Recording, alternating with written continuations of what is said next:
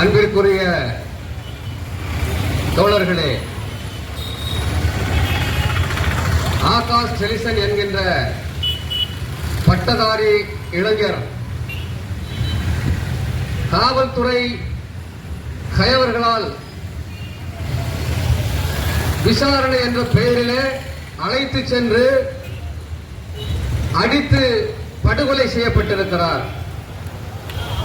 அடித்து படுகொலை செய்து இதோடு 80 நாட்களுக்கு மேலாக ஆகிறது.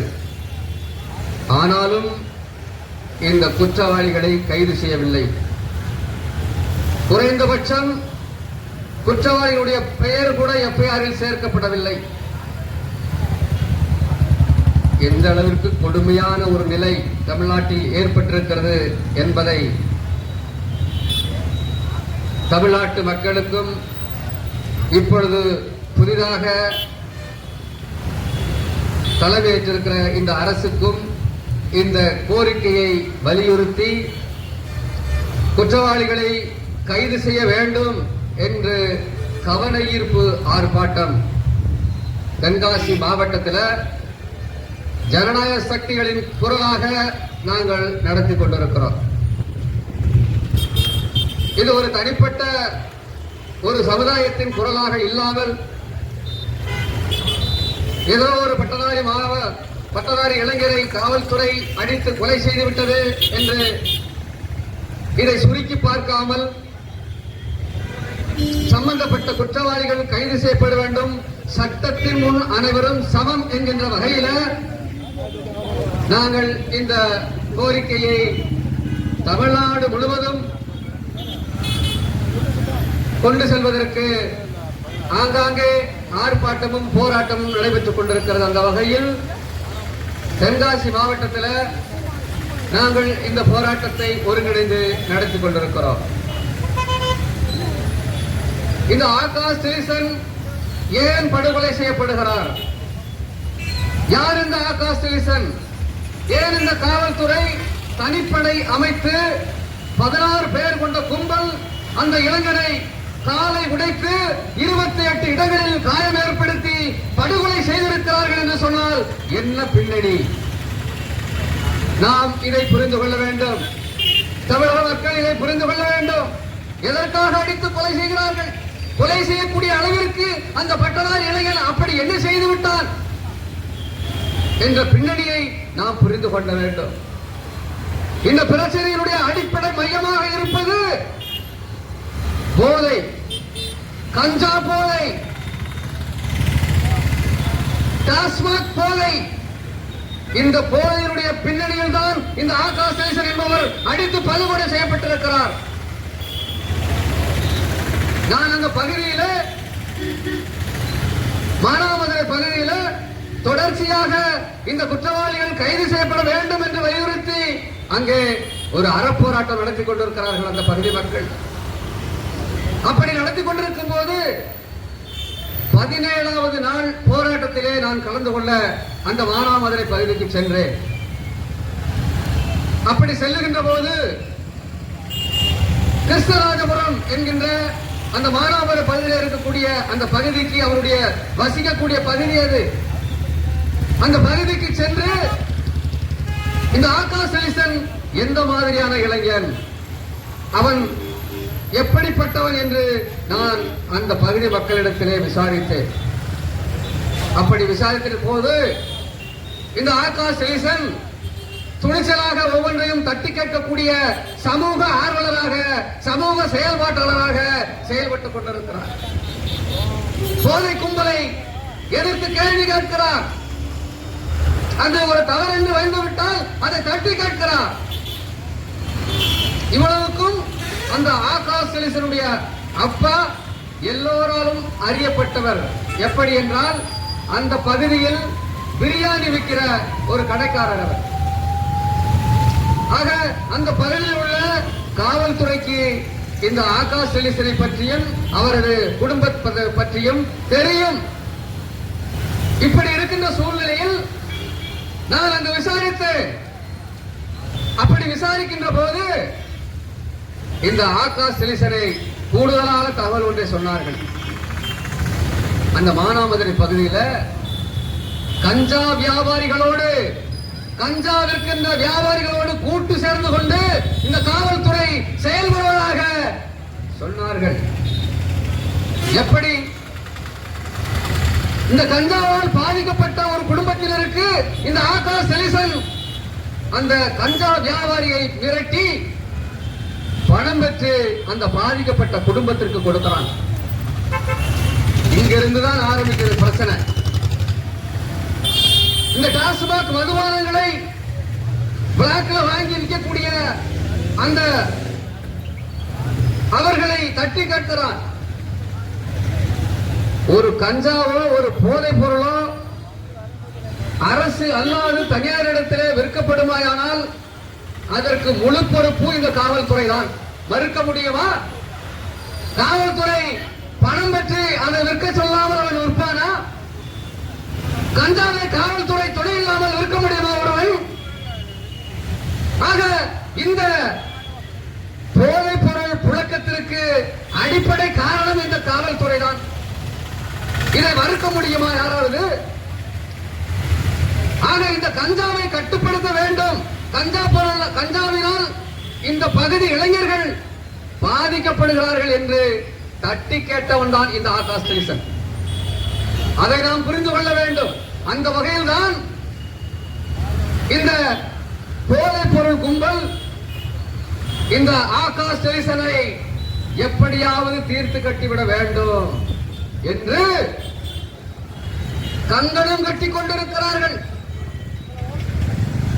இந்த ஆகாஷ் செலிசன் மீது இந்த வழக்கிற்காக விசாரணைக்காக பிடிக்கப்படுவதற்கு முன்பே ஒரு பொய் வழக்கை போடுகிறார்கள். அந்த பொய் வழக்கை போட்டு அவரை கைது செய்து விசாரணையின் போது அவரை ரிமாண்ட் பண்ணணும். அப்படிப்பட்ட சூழ்நிலையில நீதிபதி முன்பு இவர் ஒரு வாக்குமூலத்தை அளிக்கிறார். நான் ஒரு பட்டதாரி இளைஞன், படித்துவிட்டு வேலைக்காக முயற்சி செய்து கொண்டிருக்கிறேன்.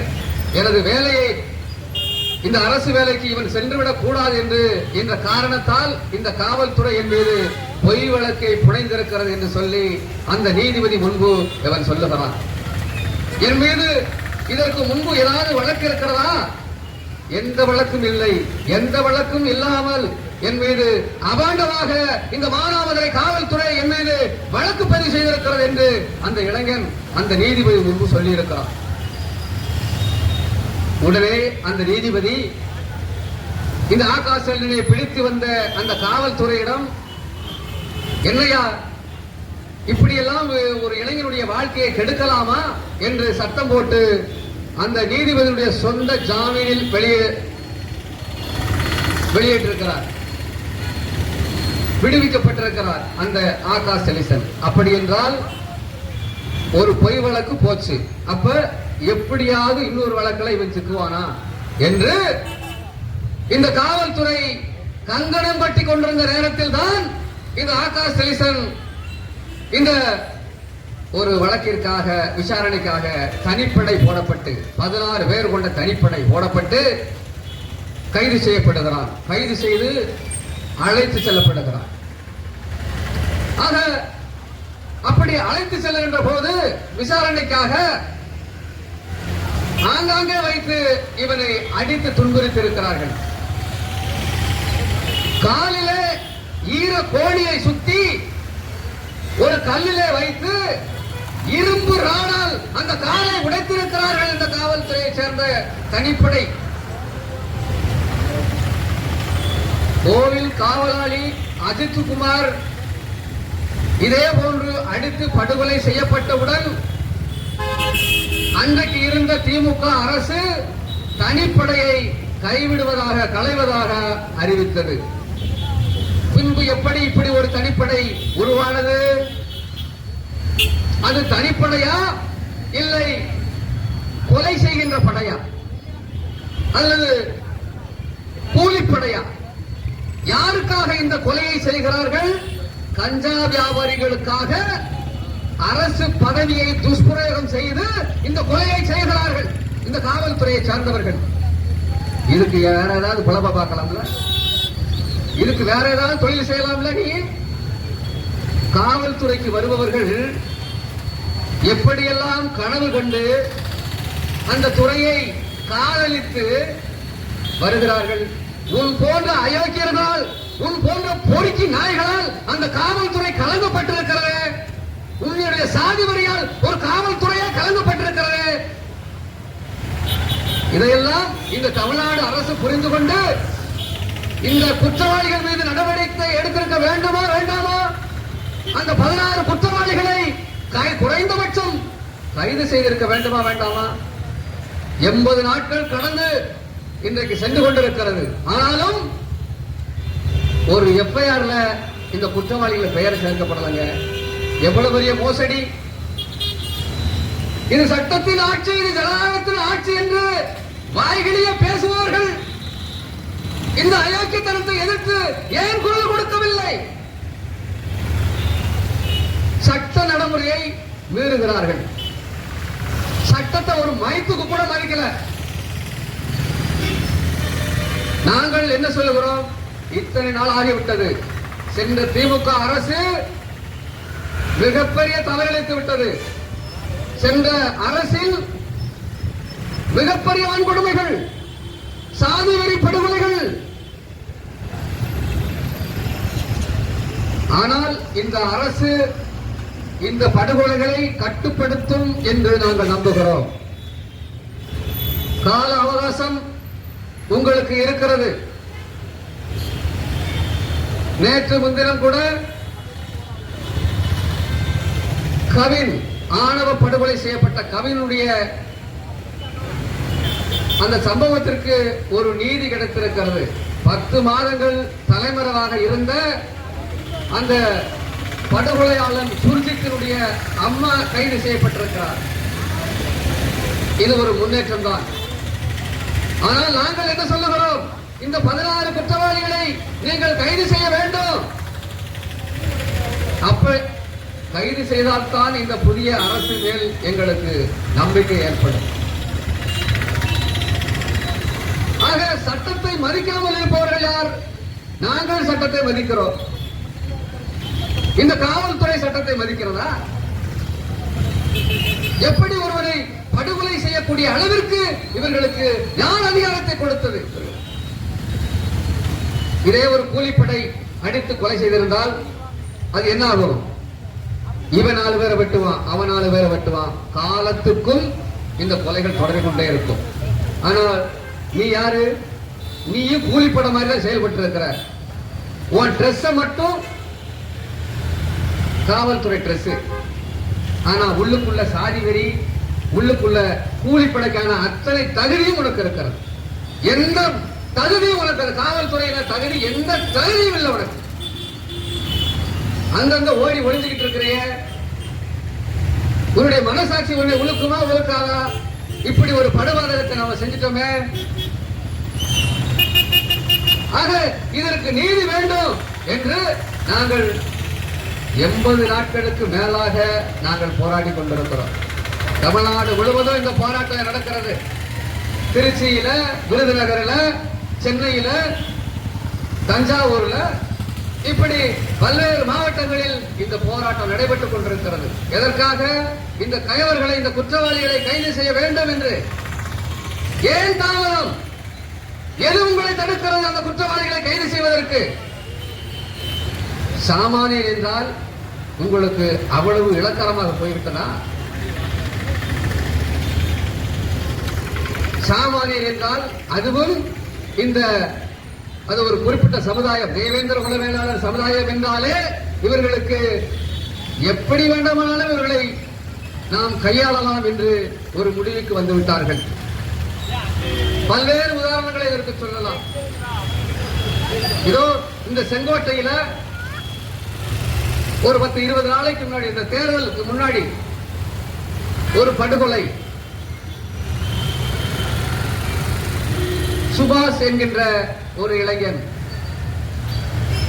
அவன் படுகொலை செய்யப்படுகிறான். இந்த பிரச்சனையுடைய மையம் என்ன?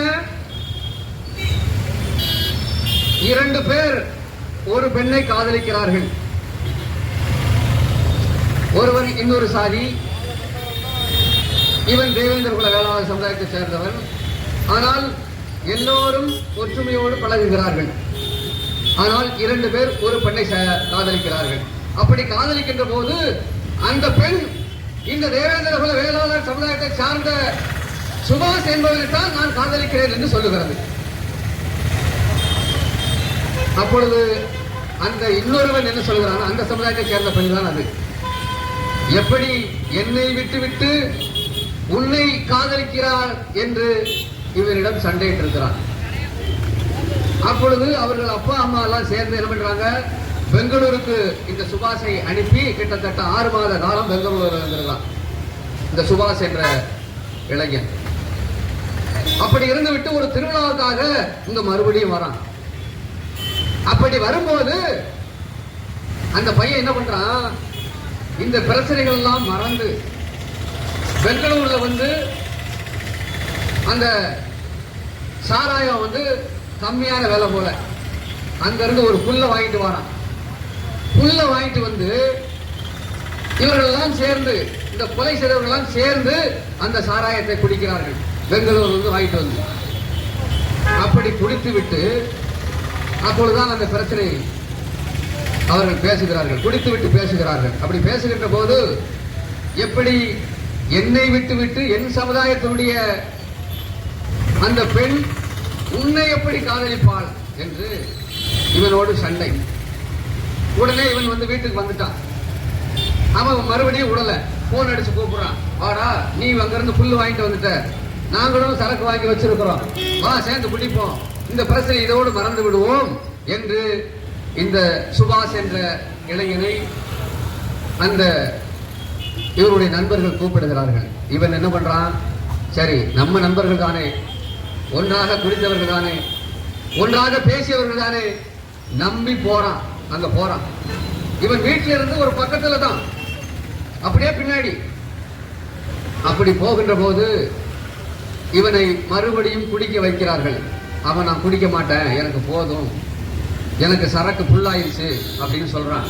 நீங்க கூப்பிட்டதுனால தான் நான் வந்தேன் அப்படின்னு சொல்றான். உடனே பின்னாடி இருந்து அருவாளை எடுத்து அந்த சுபாஷ் என்ற இளைஞனை தலையிலே ஒரு வெட்டு, நீ குடித்துதானே ஆகணும். அந்த வெட்டையும் வாங்கிட்டு அந்த சுபாஷ் என்ற இளைஞன் குடிக்கிறான்.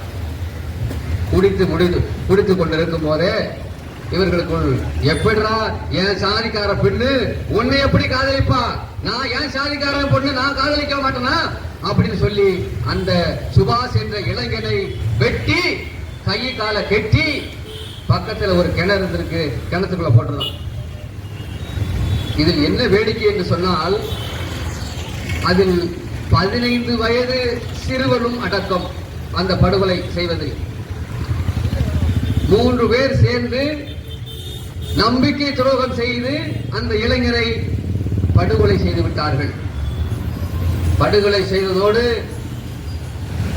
அது தேர்தல் நேரம் என்பதால் இந்த பிரச்சனை பூதாகரமாக ஆகிவிடக் கூடாது என்று இவர்கள் காவல்துறை எல்லாம் சேர்ந்து இதை மூடி மறைப்பதற்கு நாங்கள் நடவடிக்கை எடுக்கிறோம், அந்த குற்றவாளிகளை கைது செய்கிறோம் என்று அந்த பிரச்சனையை அப்படியே மூடி மறைத்து விட்டார்கள்.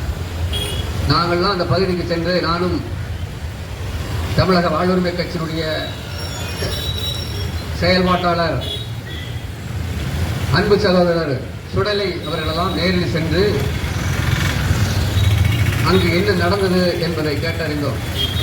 அவர்களுக்கு ஒரு அச்சத்தை ஏற்படுத்தி இருக்கிறார்கள். அந்த குடும்பத்தினருக்கு ஒரு அச்சத்தை ஏற்படுத்தி, இதெல்லாம் வெளியில சொல்லாத, நாங்க பார்த்துக்கிறோம், எல்லாம் இன்னும் பார்த்துக்கிட்டு இருக்கிறாங்க. ஆக அதுக்கு ஒரு நீதி இல்லாமல் கிடக்கிறது. இதையெல்லாம் நாங்கள் சும்மா விட மாட்டோம்.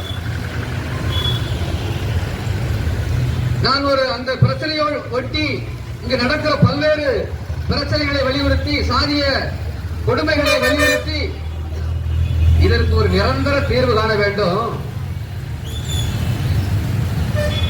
அதாவது காவல்துறை இந்த சாதி வரி படுகொலைகளை, வன்முறைகளை எப்படி அணுகுகிறது என்று சொன்னால், இதை ஊதி பெருசாக்குவதுதான் இவர்களுடைய வேலையாக இருக்கிறது. ஒரு சாதாரண பிரச்சனையா இருக்கும். அந்த பிரச்சனைய ஒரு பக்கம் ஒரு சார்பாக நடவடிக்கை எடுத்து பிரச்சனையை பெரிதாக்கி சாதி கலவரமாக ஆக்கி விடுகிறார்கள். இரண்டு சமுதாயத்திற்கும் ஒரு மிகப்பெரிய இடைவெளியை ஏற்படுத்தி விடுகிறார்கள்.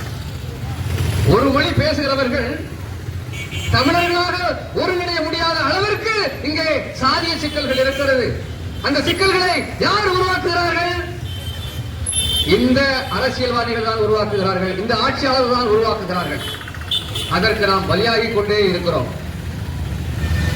நாம் இதையெல்லாம் புரிந்து கொண்டு நம்முடைய தமிழக வாழ்வுரிமை கட்சியினுடைய சகோதரர் ஆற்றல் மிகு சுடலை அவர்களுக்கு நான் பேசினேன். அப்படி பேசுகின்ற போது இதற்கு ஒரு நிரந்தர தீர்வு காண வேண்டும். அனைத்து சமுதாயத்தில் இருந்தும் ஜனநாயக சக்திகளை ஒன்று திரட்டி இதற்கு ஒரு குழு அமைக்க வேண்டும். எங்கு சாதி வரி படுகொலைகள் நடக்கிறதோ, சாதி பிரச்சனைகள் நடக்கிறதோ, அங்கே நம்முடைய குழு சென்று இந்த பிரச்சனைக்கு தீர்வு காணுவதற்கான வேலைகளை செய்ய வேண்டும். இப்பொழுது என்ன நடக்கிறது? ஒரு தேவேந்திர குல வேளாளர் சமுதாயத்திற்கு பிரச்சனை என்று சொன்னால் அந்த அமைப்புகள் மட்டும்தான் வரும், மற்றவர்கள் தான் வரமாட்டார்கள். ஒரு வரவர் சமுதாயத்திற்கு பிரச்சனை என்று சொன்னால் அவர்கள் தான் வருவார்கள், மற்ற சமுதாயத்தில் வரமாட்டார்கள்.